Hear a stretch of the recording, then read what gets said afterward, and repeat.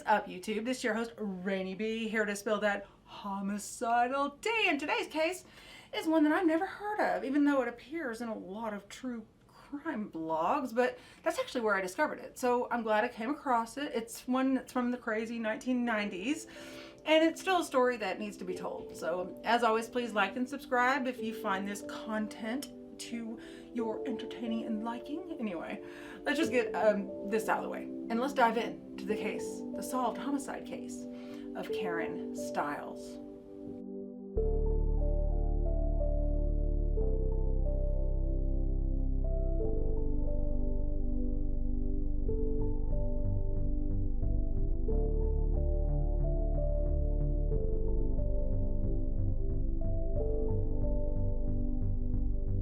Karen Stiles was a vibrant and beautiful 22-year-old from Cullowhee, North Carolina. She had just graduated from Western Carolina University, and like the thousands of adventure-seeking students that flock to the school every year because of its prime location in the mountains, she was just like them, and she loved to take out and just explore those trails. I mean, she lived in the wilderness.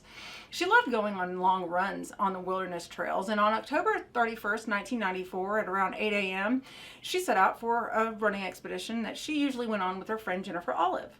This particular running session, though, Olive couldn't make it, so she didn't even think about it. Karen took off, you know, just normal, just a solo run, and she set out on a run like she had done so many times before.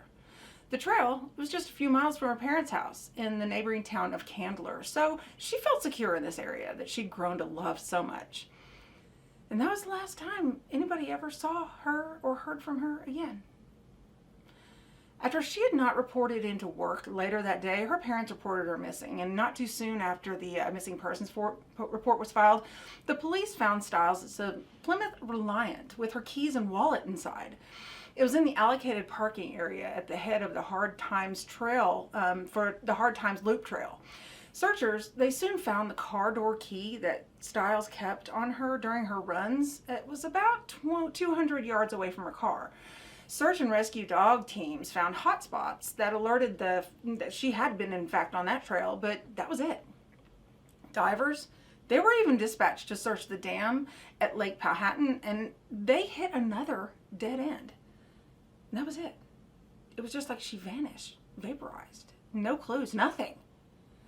Authorities in Buncombe and Henderson counties close to the Blue Ridge Parkway conducted a ground and air search in the mountains because they were concerned that nearly anything could have happened to her while she was running alone. I mean, the woods, it's not really the, easiest terrain because they weren't even so much worried about nefarious things. She could have easily tripped and slipped down a ravine, lost her footing, broken an ankle, gotten bitten by a venomous snake, hypothermia, anything. So authorities, along with Karen's family and friends, handed out posters and flyers with her description all over the area. But again, no movement in finding her. It was at this point where police made the decision internally that they theorized that Stiles was likely abducted, maybe even taken out of the Pisgah National Forest. So, just a few weeks later though, the missing persons case gained some traction when a blood-stained t-shirt was discovered by wildlife officials near Lake Powhatan. I hope I'm saying that right. And this was on November 13th, just, about a couple weeks later. It led to a more increased search effort in that area. And so for nearly a month, the search parties, they searched for Karen. And on November 25th, after multiple searches in the rural region, a deer hunter found Stiles' naked body duct taped to a tree.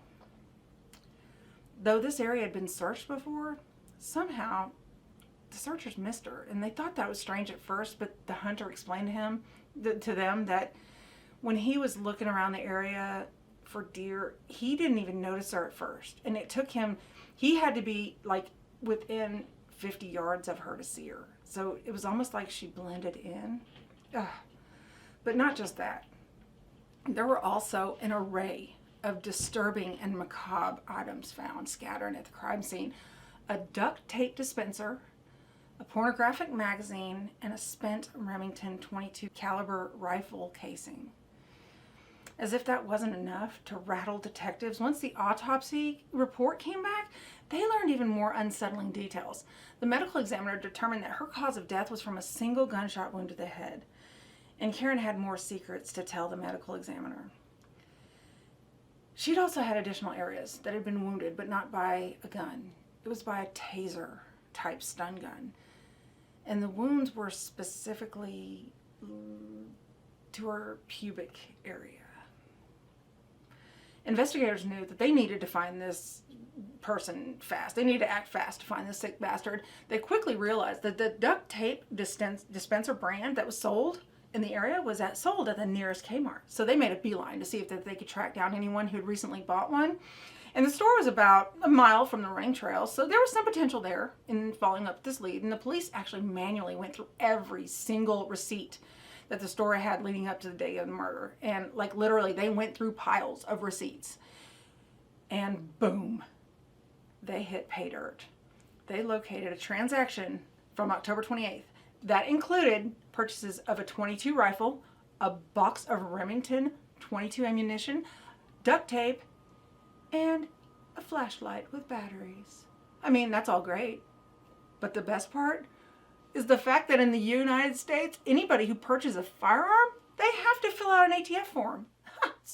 And that's the Alcohol, Tobacco, and Firearms Division of the government.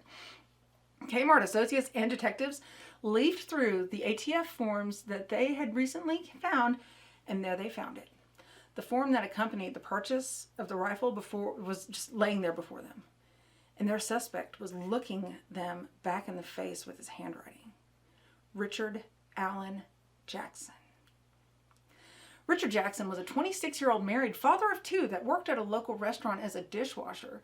He lived with his family about a mile from Pisgah National Forest, and when Richard was 6 years old, J.D. Jackson Jr., a well-known real estate broker, civic leader, and former county commissioner, along with his wife, Sally Jackson, adopted the young boy after fostering for several months.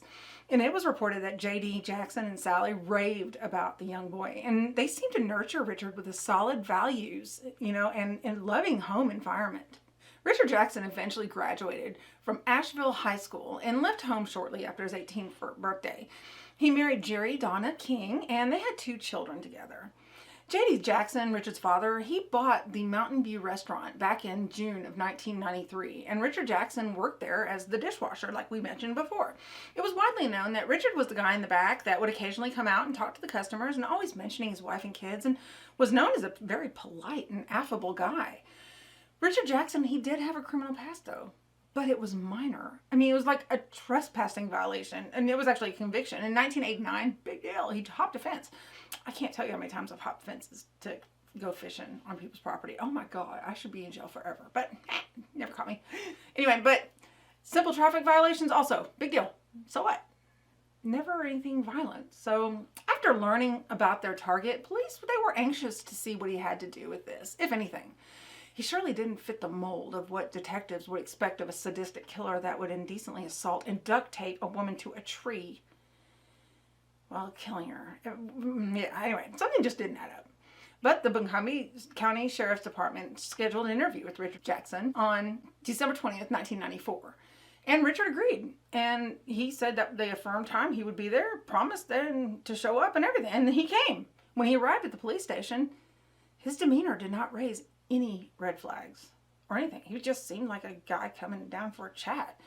Regardless, detectives approached the man as a suspect, and the interrogation on Stiles' disappearance and his past was harsh and very deliberate.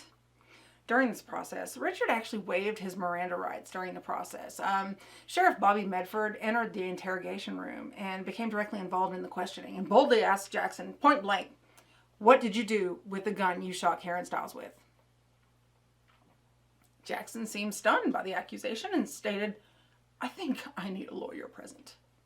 As we all know here in the true crime arena, that's the effing end of the interview. But no. Medford continued and addressed Jackson again, said, "Son, I know you bought the rifle and the duct tape at Kmart on October 28th. I know you were in Bent Creek on the day she was killed, and that's fine, but you need some help." Shut up. Supposedly, the detectives got the blessing of the district attorney's office and continued their questioning, though I can't imagine any DA that would ever say it would be okay to continue to even do as so much as like smile at the suspect if he asked for an attorney. But let's go on. I ain't an attorney. So on Tuesday, December 20th, 1994, police charged Richard Allen Jackson with first-degree murder, first-degree indecent assault, and first-degree kidnapping. Police stated that Jackson had confessed to the kidnapping and murder after they finally broke him down during, interrogation. Jackson stated that Stiles showed up that morning about 8 a.m. and, she was at that Bent Creek parking area, just about to go on a run. He was there too, looking at porno mags. And from his car, he saw her stretching before she set out on her morning run. Richard had other plans for her, and he'd come to that trail that day prepared. Jackson grabbed the gun that he had brought with him, some duct tape, and he followed Stiles on the trail, quickly approaching her from behind with a weapon drawn. When Stiles realized what was happening, she desperately begged and pleaded with Jackson just to take her car money, anything. Anything you want. She just begged for him please not to hurt her. Richard, he wasn't listening. He didn't care. He led her off the trail into the rugged brush of the forest. He then duct taped her, gunpoint, to a tree, covering her mouth with duct tape as well. Jackson then ripped her shorts and her underwear off and had his disgusting way with her. During this lecherous and savage physical assault on Karen, Richard Jackson decided he was going to subject this poor young woman to multiple shocks from a stun gun. Not just while she was being violated, but after as well. Because, see, he wasn't satisfied just from the indecent assault. He stepped away after he was done, got his porno mag out, and pleasured himself in front of her. This is when he allegedly also used the stun gun on her as well, sparking some sort of sick arousal with her pain. What a whack job. Anyway, despite all this, Stiles somehow managed to loosen the duct tape around her mouth and began screaming her friggin' head off. And in the end, her brave rebellion against this monster wouldn't summon any assistance. But this enraged Jackson, and he shot her point blank in the head, killing her instantly. That's about the only thing he did good for her, was that he didn't let her suffer. But, Jesus. Anyway. And something else came out during his confession. He stated that he'd never even seen Stiles before. Hadn't stalked her, never met her. It was just opportunity. Jackson repeatedly stated during his confession that his intention never was to murder Stiles. That killing her, it was never a part of, what he wanted to accomplish that day in the forest. And somehow that makes it better, you sick bastard? You're kidding me. Yeah. Also, police learned that this disgusting prick returned the Remington to the Kmart that he purchased it from earlier so he could get his money back. So, not just a sick bastard, he's a cheap sick bastard. Ugh. As the trial started ramping up, adding to the media-fueled theatrics was the fact that Richard Jackson was the adoptive son of the previously mentioned J.D. Jackson Jr., the wealthy Asheville real estate developer. Who cares? Well, that and the fact that Jackson's lawyers had actually submitted a pre-trial request seeking the suppression of the confession that Richard Jackson had given, only for it to be denied.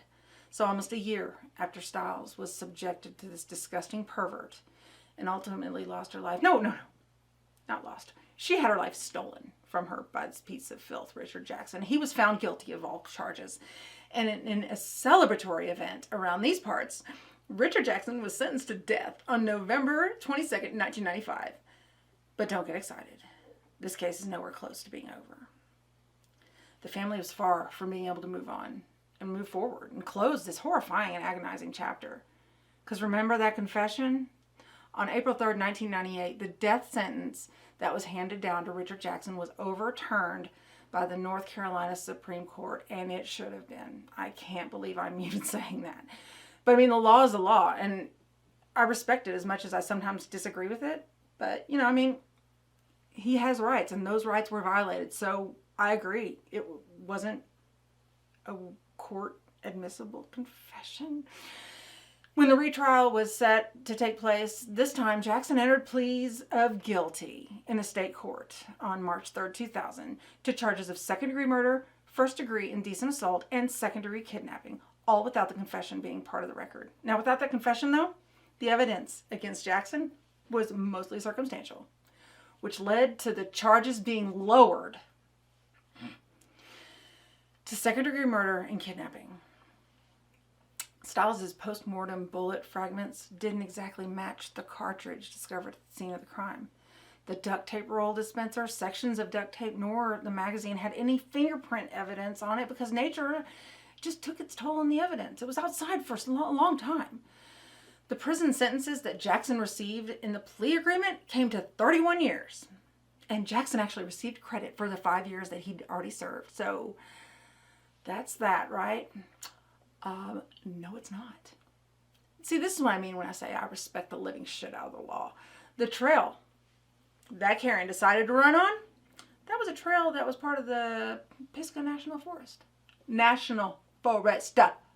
In the United States, a national forest is a specific classification. And of what, you ask? Oh, it's of protected and managed federal lands that are largely forest and woodland areas. So on November 6, 2000, a federal grand jury returned superseding bill of indictment charging Jackson with 1 count of the use of firearm during a relation of a crime of violence on federal land and use specifically during the murder, kidnapping, and aggravated indecent assault of Karen Stiles. This time, the U.S. government called 22 witnesses during the guilt phase and introduced extensive physical and testimonial evidence, including Jackson's confession, which was openly discussed and entered into evidence without the objection of the jury. What the hell are you talking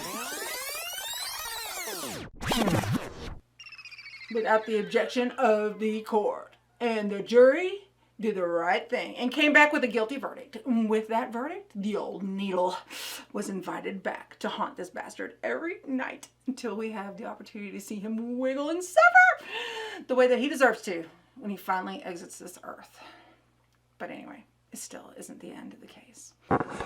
What? Bro, what are you talking about, man? On April 20th, 2022, a 3-judge U.S. Court of Appeals for the Fourth Circuit ruled unanimously that, Oh, you are shitting. they decided against another appeal filed by Jackson. The court concluded correctly that he should face the death penalty for the murder. Judge Diana Gribbin-Motz said he contends that the government failed to prove he committed a crime of violence. Well, he was wrong. And the jury unanimously found Jackson guilty of federal premeditated, thank you very much, first-degree murder, which constitutes qualifying for a crime of violence. Accordingly, we affirm the district court's denial of Jackson's successive 2255 motion. Oh my gosh, I should send her a card. And oh boy is awaiting death row right now. He's waiting his execution. He's at the federal penitentiary in Indiana. So as we speak, TikTok motherfucker. This reminds me of the Rachel Timmerman case I covered a while back. Now, this is when I was first starting to do videos, so I can't guarantee the quality of the script of the case. And oh my God, I am so sorry to those victims back then and their families. I know I didn't tell their stories as well as I should have back then. I mean, the video quality, oh my God, it was horrible. I think I was shooting on like an iPhone 7. And like I have a full-blown studio now with a pretty damn cool Blackmagic Pocket Cinema camera. It's even approved by Netflix for shooting on. So yeah, I'm a little more polished. Well, not, mentally. But anyway, yeah, the equipment at least is better. Well, as I was tying all the loose ends up in the story, I was trying to make sure that this coward didn't off himself while in government custody. I found something that was worse. I literally started tearing up with rage when I came across this. He has a profile on writeaprisoner.com with a huge picture of him smiling like he's taken a fucking picture for an employee photo for a badge to get into a building. He's wanting people to write to him and requesting that people email him. Oh, and read his fucking blog and look at his artwork. You know what? Karen never even got to know what a blog was because you took her life. But we'll get back to that. Are you fucking kidding me? The description, it states that he spends 23 out of 24 hours in a cell. And why the fuck would you not? It's phrased to, elicit some sort of compassion for this motherfucker. But you know what? I mean, where in the hell was your compassion for Karen Stiles when you killed her mercilessly as she begged and pleaded with you not to hurt her? And where was your compassion when you forced yourself on that poor innocent girl? She was just trying to keep her body strong and healthy in nature. And then use a fucking stun gun on her as a sick aphrodisiac. I mean, where was your compassion when you abandoned her after you were done using her? Only for her parents to learn that nature took its toll on their only fucking child's body. If I were you and I had access to the public, especially a blog or any sort of public forum, I would never stop apologizing and repenting. I would post about it daily, even after I forgave myself, though I highly doubt I could. I would seek forgiveness from everyone and anyone who was affected by my actions. But no, you choose to blog about stupid treasure maps, and the fact that you mentioned scripture in your entries is something that I personally find morally reprehensible and an abomination to anything that's sacred. Why I started addressing him directly during this, I'm not quite sure, but I was just infuriated. I mean, anyway, at that point, I wasn't even going to do an outro. The victim will never have a chance to blog anything. The family will never have a chance to email her or look at her artwork. Richard Allen Jackson stole that from her family. Like, when a family loses someone, every morning they wake up, they lost that person again. Like, it's not, they don't just die once. And then this guy has the audacity to try to normalize a life in prison for that repugnant act. It made me sick to even type that and to see his name light up my teleprompter and use the energy of the pixels. That's too much for him, in my opinion. But luckily, I actually did find a way to calm down after I was getting through that script. I had actually found a place where I could donate $20. I know I'm not monetized, so I mean, I can't donate too much. But if this ever does get monetized, every penny from this video will go to the same charity. It's a website for the Pisgah National Forest in Karen Stiles' honor. So you can do an add a note, and I put in memory of Karen Stiles. I mean, if you want to do the same thing, I mean, they will even take $1. And I think that if I put a link here, and my ADHD ass might forget to, so I would definitely put a link in the informational area below. But if I'm so ADD that I can't remember that, then you can Google Pigs National Forest and donating, and you can find a way to do so as well. So just remember, I mean, it's senseless or unjust that we feel some of these events are. The most important thing to embrace is the impermanence of these feelings, because one of the best ways to fight anger is with gratitude. And donating to a charity in her name is at least one way we can honor her and remember Karen Stiles and get some closure after hearing these stories and trying to comprehend what she went through. It shifts us to her gentle energy instead of piggybacking on this worthless, unworthy murderer's lifeless energy. So that's at least some kind of a win. I feel a little bit better knowing that in the ending of this video, you know, somewhere probably Karen, you know, she loved those forested trails of the Pigshaw Forest. So hopefully somewhere she's peacefully pleased that we're not just remembering her, that we're actually giving to an organization that's actively fighting increased logging in that area. So they're planning on logging for the next 3 decades. And this group is like, no, you're not. You're not taking our trails. So I truly believe somewhere she's getting a kick out of this. So, and, you know, and she's probably, you know, with her memory, she's supporting nature from wherever she hikes her trails now. So, yeah, I like that ending better than talking about him. So anyway, we'll see you later, kids. Take care of yourselves. We'll see you next year if we make it through without a hangover. Ugh. So this will probably go up New Year's Day. So, yeah, nurse your hangovers, kids. I don't drink, so I'll feel fine. Bye.